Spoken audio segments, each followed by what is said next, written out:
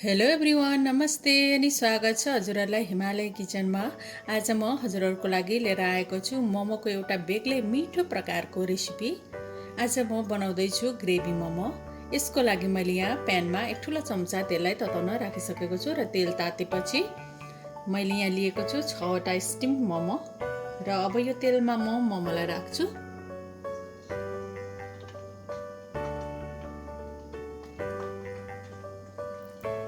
अब यसरी मोमोलाई राखेर यसलाई गोल्डन ब्राउन हुने बेलासम्म फ्राई गर्नुपर्छ र यसलाई म अब फर्काउँदैछु।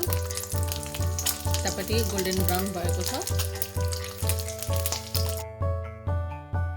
मोमो कसरी घरमै तयार गर्ने भनेर मैले पहिला नै मोमो बनाएको भिडियोहरू च्यानलमा राखिसकेको छु। त्यसको लिङ्क म डिस्क्रिप्सन बक्समा सेयर गर्नेछु, हजुरहरूले हेर्न सक्नुहुन्छ।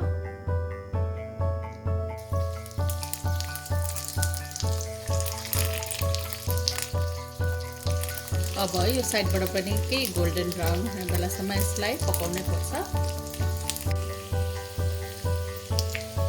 अब मोमोलाई म झिक्दैछु।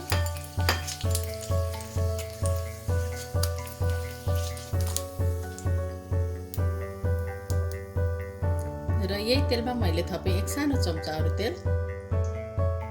अब तेल राखेपछि फेरि केही बेर यसलाई तात्न दिउँ।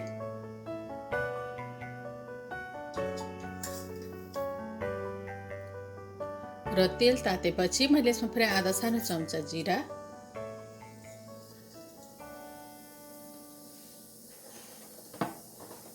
एउटा सानो प्याजलाई एकदमै मसिनो गरेर काटेर लिएको छु, त्यसलाई राखेँ।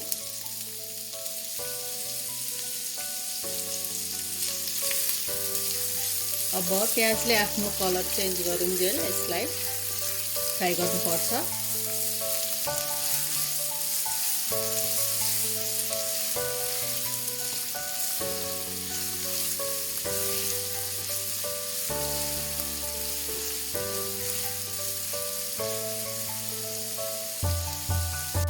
प्याज यतिको भएपछि मैले यसमा राखेँ आधा सानो चम्चा बेसार, एक सानो चम्चा कुटेको अदुवा लसुनलाई राखेँ। अब यसलाई चलाइदिउँ।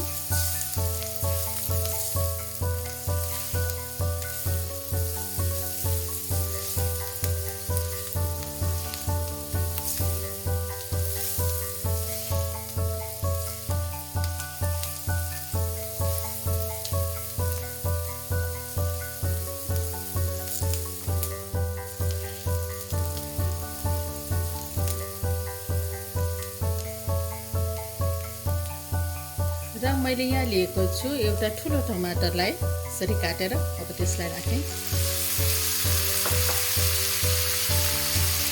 नुन राखेँ मैले टमाटर राखेपछि। अब यसलाई चलाइदिउँ।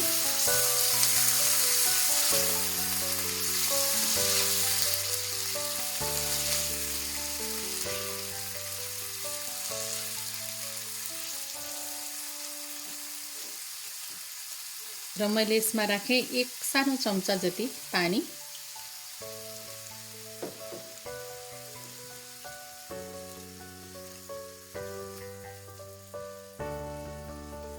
अब टमाटर राम्ररी पाकुन्जेल यसलाई छोपेर पकाउनु पर्छ।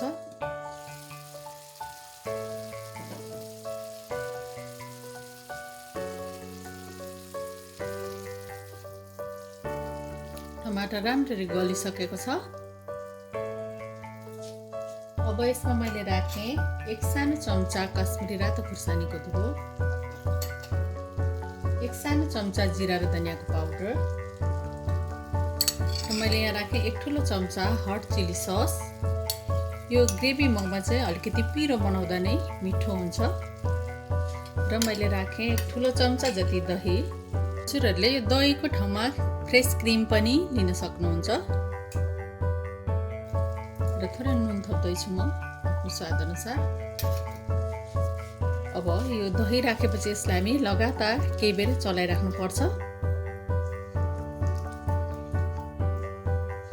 हामीले चलाउन छोड्यौँ भने चाहिँ यो दही फाट्न सक्छ। यसमा उम्लिन थालुन्जेलसम्म हामीले यसलाई चलाइराख्नु पर्छ।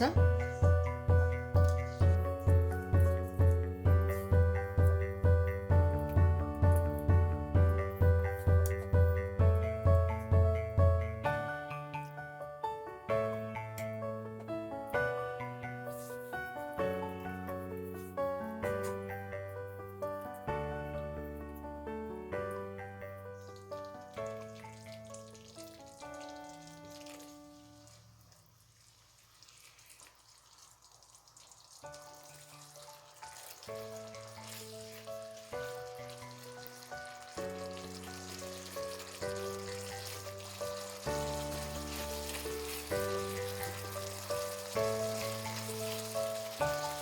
अब यसलाई यतिकै चलाउँदै 4-5 मिनट एकदमै राम्रोसँग पकाउनु पर्छ। ल अब ग्रेभी मोमोको लागि यम्मी ग्रेभी यसरी तयार भइसकेको छ। एकदमै राम्ररी यो पाकेको छ, एकदम राम्ररी फ्राई भएको छ। र यसमा म राख्दैछु एउटा काटेको हरियो खुर्सानी,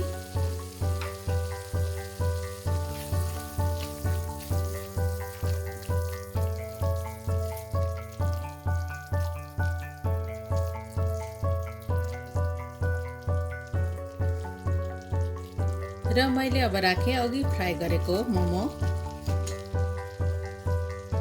र माथि राख्दैछु म हरियो धनियाको पत्ताहरू। अब यो मोमोलाई र यो धनियाको पत्तालाई ग्रेभीमा एकदम राम्ररी मिक्स गरिदिउँ।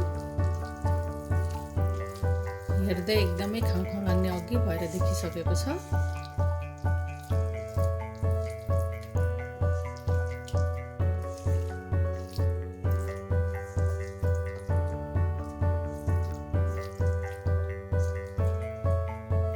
ल अब यो मोमो राखेर यसलाई 1-2 मिनट जति यतिकै पकाउने।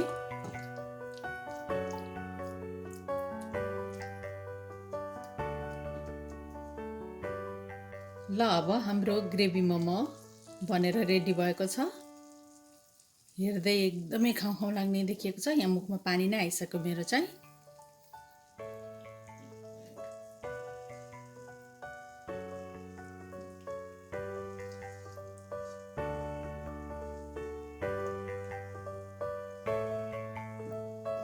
ल अब हाम्रो ग्रेभी मोमो यसरी खानको लागि रेडी भएको छ। हजुरहरू पनि यसरी ग्रेभी मोमो बनाएर खानलाई ट्राई गर्नुहोला। यसरी बनाउँदा एकदमै मिठो हुन्छ। हस् त यो रेसिपी हजुरहरूलाई राम्रो लाग्यो भने हाम्रो भिडियोलाई लाइक, कमेन्ट, सेयर गरिदिनु होला। यस्तै रेसिपीहरूको लागि हाम्रो च्यानललाई सब्स्क्राइब पनि गरिदिनु होला। सब्स्क्राइब गरिसकेपछि नजिक रहेको नोटिफिकेसन बेललाई पनि अवश्य पनि क्लिक गरिदिनु होला। फेरि पनि यस्तै मिठो परिकारको रेसिपी लिएर आउने नै छु। हाम्रो भिडियो हेरिदिनु भएकोमा हजुरहरूलाई धेरै धेरै धन्यवाद।